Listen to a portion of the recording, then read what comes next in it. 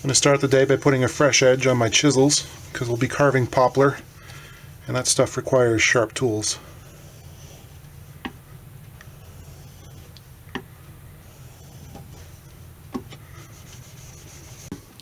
I'm just getting rid of any remnants of glue using the side of the chisel as a scraper.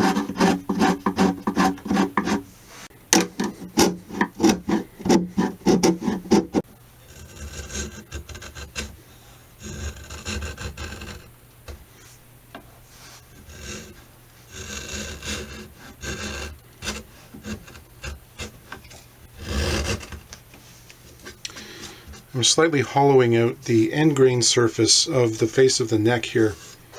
This will make it easier when I fit it to the surface of the guitar. It's only going to be contacting along the outside edge. Much of this material will be removed by sanding, but this gives me a head start. It's a lot easier to chisel it off rather than sand it off.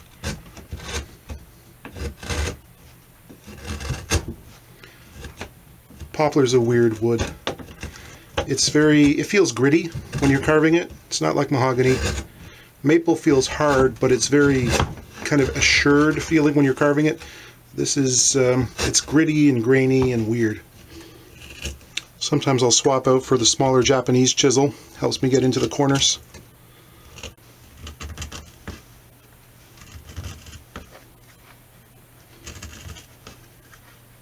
I'm scraping some of the excess material off the heel cap. I'm cutting a strip of sandpaper, which I've applied some packing tape to make it more robust. Doing the sandpaper pulls here, removing a wedge of material that tapers to nothing at the fingerboard end, brushing off the dust between each pass. I do the pulls in sets of 5. I do 5 on each side, just to make sure that the material is coming off evenly and I'm not going to tilt the neck. Okay, I've continued sanding, and now when I hold the heel up tight against the body and place a straight edge on top of the frets here, project it out over to the bridge, it comes to a point just above the front edge of the bridge. It's just riding slightly higher than the bridge, which I know is a good spot. I will check this again after I've fitted the dovetail. I'll actually string it up to make sure that things are where I need them to be before I put glue on. That should be good. It'll be in the ballpark. And now the end of the heel here fits tight up against the body, and it's pretty clean on both sides. So I'm going to make a wedge for under the fingerboard and we'll glue that up. Okay, with the heel held tight against the body, using a straight edge here on the top of the frets to make sure that the fingerboard extension is pushed down in line with the rest of the neck. And I've just been experimenting with feeler gauges here, testing the gap between the end of the fingerboard extension and the body. And in this case, it's about 1 millimeter here at the end of the fingerboard extension. So I'm going to make a tapered wedge. It starts off at 1 millimeter here and tapers to nothing close to the body joint. I'm using a card scraper to get things down to approximately the right thickness, then I'll sand it. I'm going to cut out the damaged portion of the dovetail and insert a piece of maple.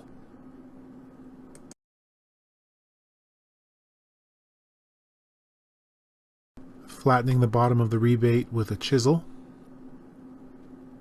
and then finishing it off with a nice flat file to get a good flat bottom. That fits pretty nicely. I'll apply a little bit of glue and get that stuck down, and use a spring clamp to hold it in place.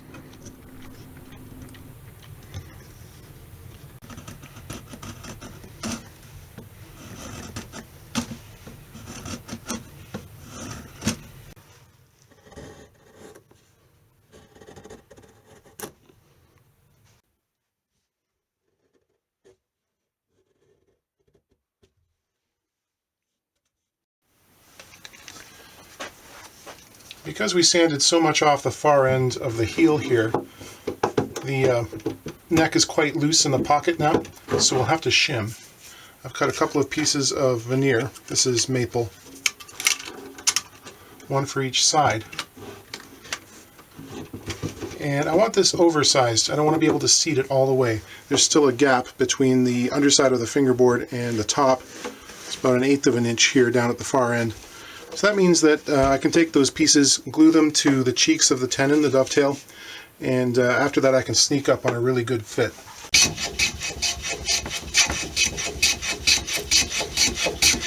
I'm planning some angled clamping calls.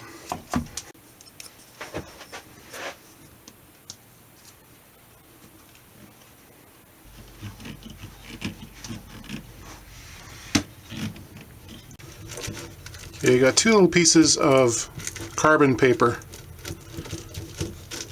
along each side of the joint, and I'll tighten that up. And when I pull it out, I can see black marks where the tight spots are.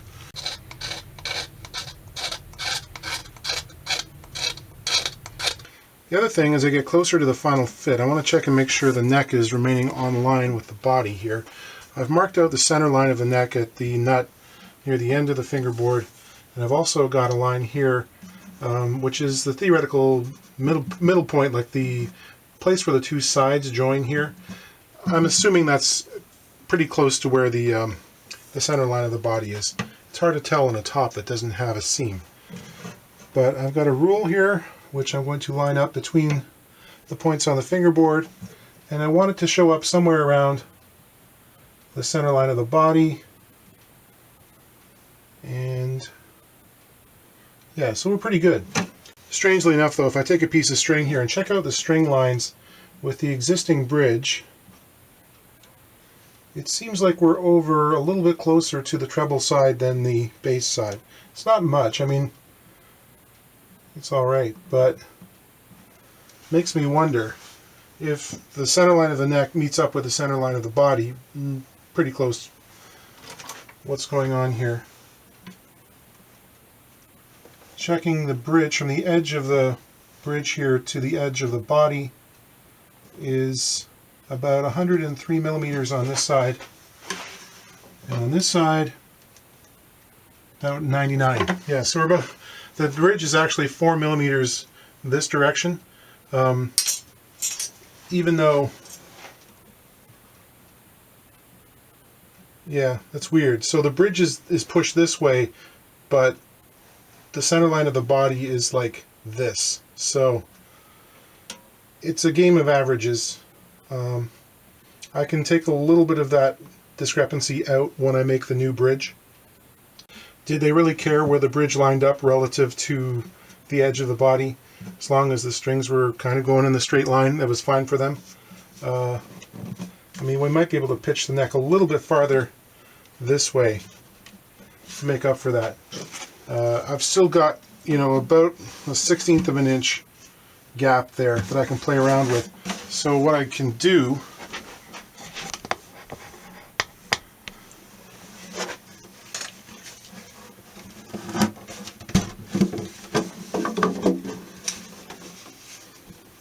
if I want the neck center line to move this way, I've got to remove material from the opposite side in which I want it to travel.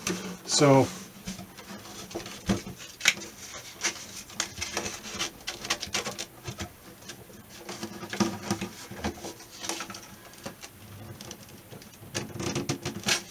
you got to be careful when doing this with poplar, because poplar is so soft.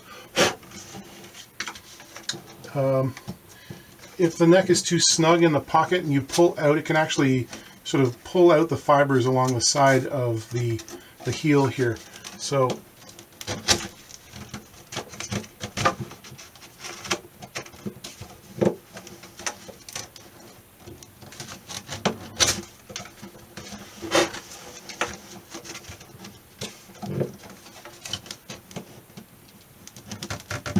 should do about 5 pulls and then check, because that's enough to shift things. So we have moved the center line of the neck over relative to the center line of the body. It's now on this side of the center line here, a couple of millimeters. It's better than it was. More importantly, the neck is on there nice and snug, and it's down on both sides at the fingerboard junction with the area of the 14th fret here. It's a good snug fit. That's not coming out. I think I'm going to string this up just to make sure that things are the way I want them to be. Gluing on the fingerboard extension wedge. Clamping it in place using some padded cawls.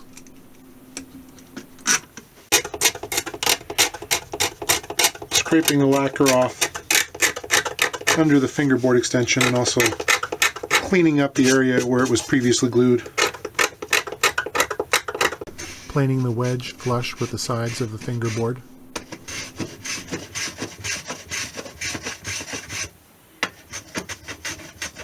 Applying a quick coat of amber shellac to act as a sealer. I'm clamping this cawl up against the end of the neck block. It'll give me something to grab hold of with my clamps when I push down the fingerboard extension. I'm applying glue just to the sides of the dovetail, trying to make it easy on the next guy, because who knows, it might be me.